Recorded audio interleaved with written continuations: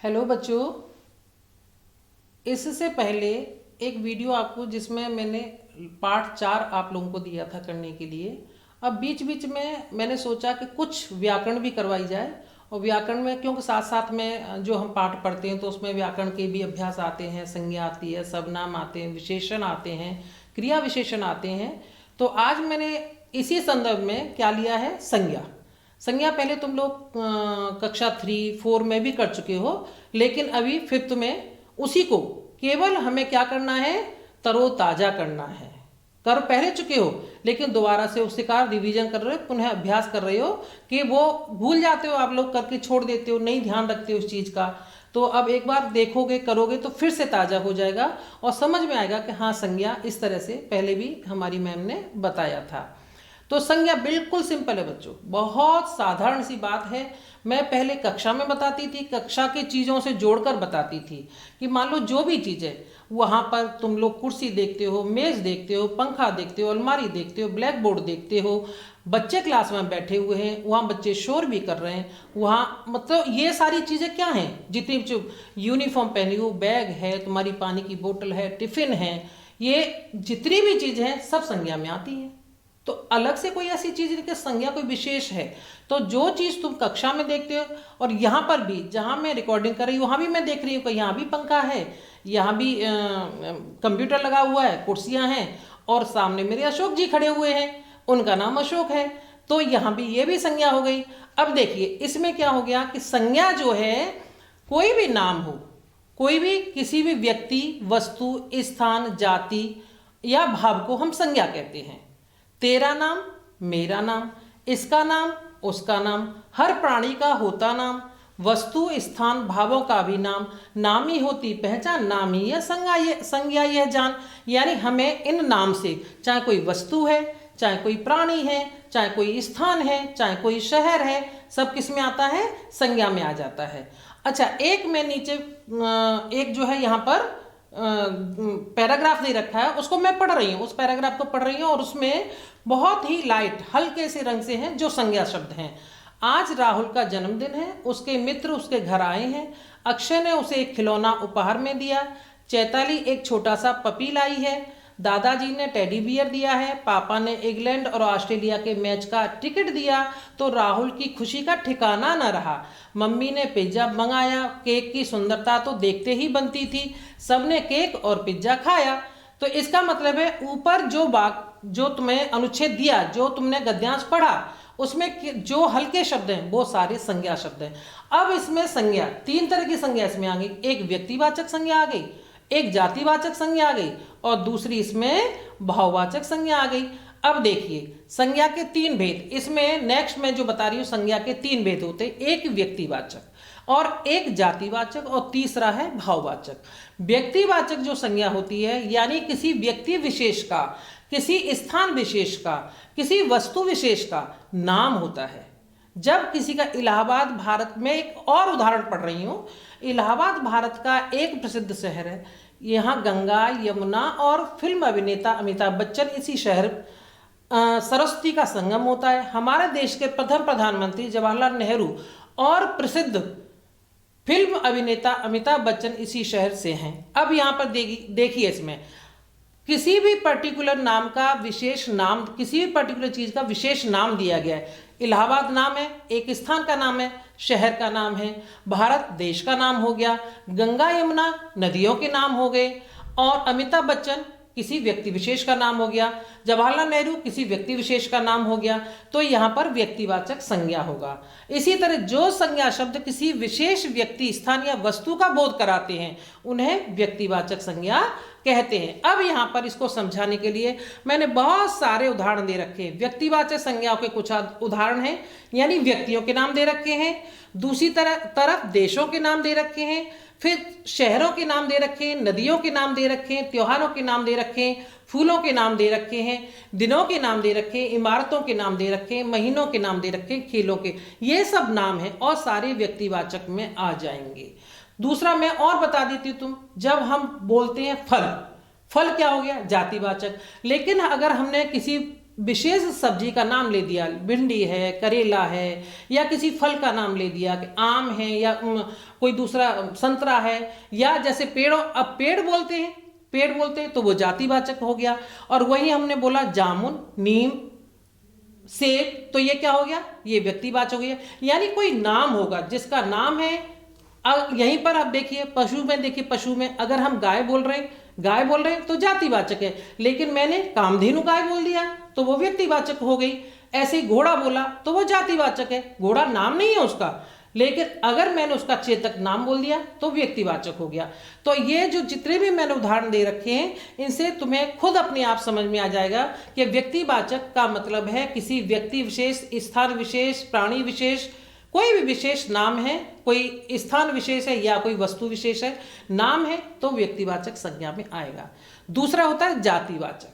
जातिवाचक को भी मैं साथ साथ समझा रही थी। जहां हम एक समूह की बात करते हैं, एक ग्रुप की बात करते हैं, वहां जातिवाचक होता है। जैसे मान लो मैंने किसी का नाम लिया, मैंने गौरव बोला, सौरभ बोला, अन्य और नाम रीता, गीता, सीता बोला, वो नाम है तो व्यक्तिवाचक। लेकिन वहीं वो स्त्रियां हो गई या लड़कियां हो गई तो वो जातिवाचक हो गया। मान लो किसी का नाम रमेश है और मैंने बोल दिया रमेश, और उसके साथ में रमेश है, मनोज है, तमाम बच्चे खड़े हुए हैं और वो ग्रुप में है, और वहां तो मैं बोलूंगी बच्चे या लड़के, जो समूह ग्रुप की बात कर रहे हैं। स्त्रियां हैं, पर्टिकुलर किसी का नाम है तो व्यक्तिवाचक। लेकिन अगर वही जो है ग्रुप में बहुत सारी स्त्रियां हैं, स्त्रियां बोल रहे हैं, जहां स्त्री बोल रहे हैं तो वो जातिवाचक हो जाएगा। पेड़ है जातिवाचक, नदियां, गंगा, यमुना, सरस्वती, वहां पहले बोला मैंने, वहां पर वो व्यक्तिवाचक थी। लेकिन यही मैं नदियां बोल रही हूँ, नदी में कोई भी हो सकती है, गंगा भी हो सकती है, यमुना भी हो सकती है, कावेरी भी हो सकती है, सतलुज भी हो सकती है, तो वह नदी, तो वो क्या हो गया, वहां पर वो जातिवाचक हो जाएगा। ऐसे ही अगर मैं फल बोल रही हूँ, फल है एक, फल तो कोई भी हो सकता है, फल, सब्जी कोई भी हो सकती है। अगर फल और सब्जी मैं बोल रही हूँ, पेड़ बोल रही हूँ, पशु बोल रही हूँ, पक्षी बोल रही हूँ, विद्यालय बोल रही हूँ, तो ये सब जातिवाचक में आएंगे। और पर्टिकुलर इनका नाम होगा, मान लो विद्यालय बोला, बच्चे विद्यालय जाते हैं तो दोनों ही जाति, बच्चे भी और विद्यालय भी। लेकिन मैंने कहा कि रमेश बिरला शिशु विहार जा रहा है, यानी उसके स्कूल का नाम हो गया, तो यहाँ पर क्या हो गया, बिरला शिशु विहार उस स्कूल का नाम है तो व्यक्तिवाचक में बदल जाएगा। जिन संज्ञा शब्दों से किसी व्यक्ति, प्राणी, वस्तु या स्थान की संपूर्ण जाति का पता चले उन्हें हम जातिवाचक संज्ञा कहते हैं। अब इसके भी मैंने उदाहरण दे दिए। देखिए जातिवाचक संज्ञा के कुछ उदाहरण है। प्रकृति संबंधी है, ये देखिए इसमें सब दिखा रखा है। पशु पक्षी संबंधी है, ये दिखा रखा है।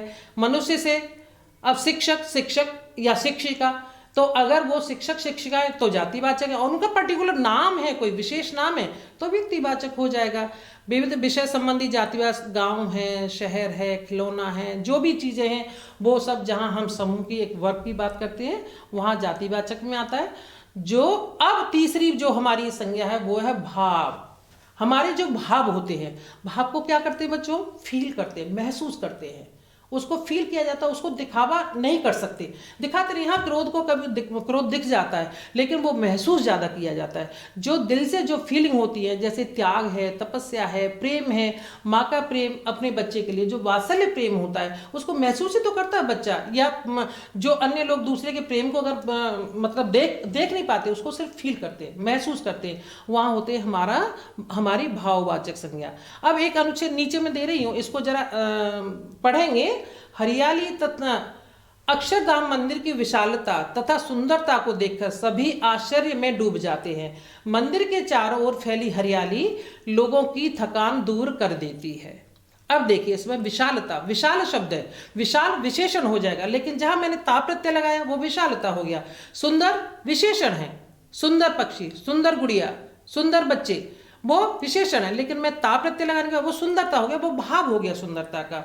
इसी तरह से हरा उसकी क्वालिटी है, विशेषता है, लेकिन जहां मैंने किया हरियाली तो वहां हरियाली का भाव आ गया।